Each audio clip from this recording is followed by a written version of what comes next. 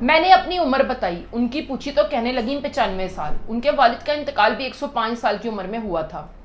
میں نے ذرا ہچکچاتے ہوئے ان سے ان کی اچھی صحت کا راز پوچھا تو کہنے لگیں کہ بس کبھی بیمار نہ پڑو۔ میں نے کہا کہ یہ تو ہمارے بس میں نہیں، تو ہنستے ہوئے کہنے لگیں کہ بس میں ہے۔ میں نے کہا کہ آپ مجھے بتائیے، میں ضرور عمل کروں گی۔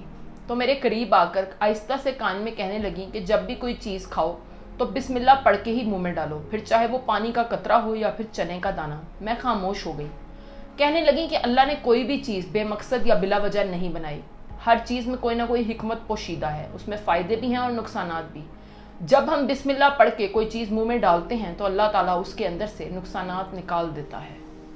کہنے لگیں کہ ہمیشہ بسم اللہ پڑھ کے کھاؤ پیو اور کھانا کھانے کے دوران بھی دل میں اپنے رب کا شکر ادا کرتے رہو، اور جب کھانا کھا لو تو اس کے بعد بھی ہاتھ اٹھا کر اپنے خالق کا شکر ادا کرو۔ میری آنکھیں تر ہو چکی تھیں۔